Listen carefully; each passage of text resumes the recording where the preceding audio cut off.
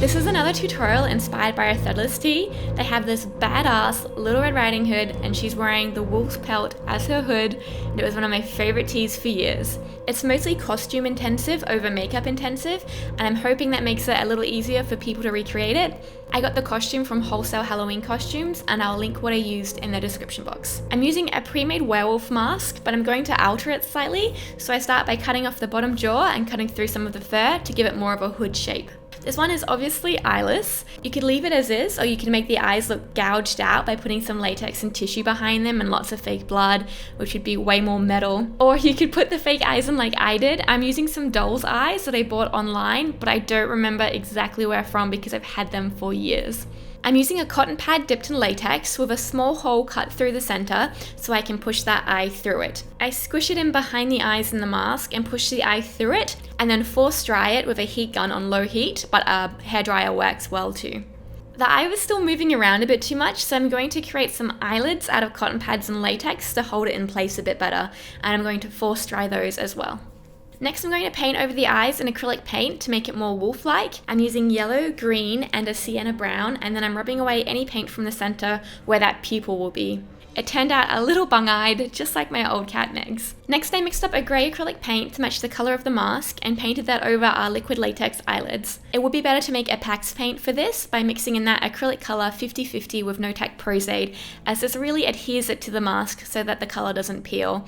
But I misplaced my No-Tack Pros-Aide while moving house, so I couldn't find it for this. So now I'm just fixing the colouring on the eyes quickly, and then I painted a layer of clear nail polish to seal in the acrylic paints and to make the eyes look glossy. I painted a dark grey around the eyelids and blended that out, and then I used that dark grey colour to accentuate all the shapes around the eyes in the mask. I then used a small amount of white paint to brush over the highlights and make this eye area appear similar to the rest of the mask. Then I put some more clear nail polish over the eyes, and I also put it over the nose and the teeth to make them look wet and shiny. I used some Skin Illustrator to put a darker pink into the gum line, and then I powdered the paint around the eyes and painted in some whisker spots with a black Skin Illustrator ink. Next, I mixed up a gum colour in acrylic paints and continued that gum colour all the way to the base of the mask, and I added in some blood Skin Illustrator to that area, along the sides of the jaw and the back mostly. Now for my makeup, I started out with a beauty makeup and then added some special effects details. I started with the Bourjois Healthy Mix Foundation.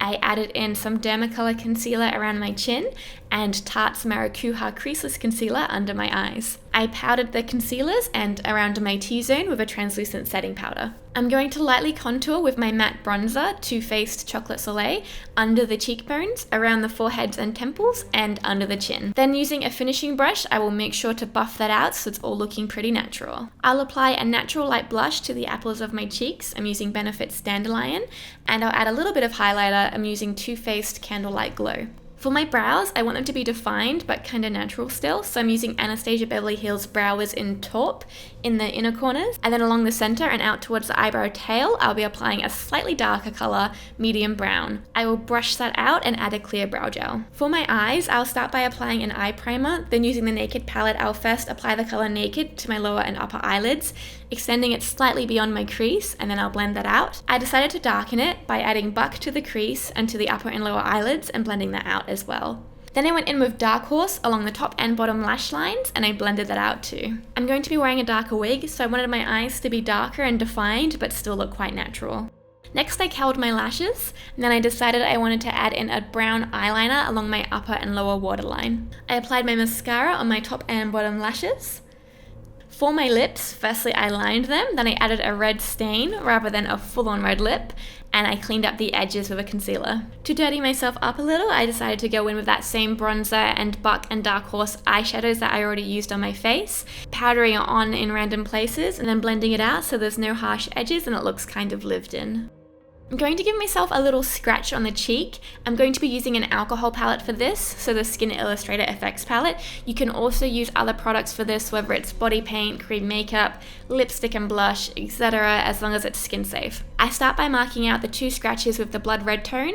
Then, using my finger, I'm dabbing on a diluted pink color to simulate irritation around the scratch. Also added a tiny bit of black mixed in with the dried blood tone to the center, and then I went around just the very outside of the scratch with a diluted white color to simulate a small amount of swelling. I decided to add a Pros-Aide Transfer scratch to my thigh. This is something you can also do with just fake blood or other skin safe colours in a similar manner to that cheek scratch. It's a Got Flesh prosthetic that you can buy and apply yourself if you don't know how to make prosthetics but you wanted to up your Halloween game. I'll upload how I applied it and also how to remove it in a separate video just to keep this one a bit shorter. Next, I'm taking my favourite drying blood, Fleet Street Dark, to add blood to my fake axe. Ben Nye Dark blood also dries pretty well for a cheaper alternative. I also added this blood to my wolf head along where it would have been cut, and also just spurts of blood over the face. Now I put on my Little Red Riding Hood costume and my wig cap and wig, as I wanted long dark hair for this look. I've dirtied up my dress with the bronzer and eyeshadows, and I'm adding more of the Fleet Street drying blood in drips along my dress and my face. To finish, I put on my wolf's head and add some drips of blood. You can go as light or as heavy as you want with the blood, and if you put too much, you can remove any excess with a baby wipe or a dampened cotton tip. Once you're happy, go outside and kick ass. Show you're not afraid of no wolf.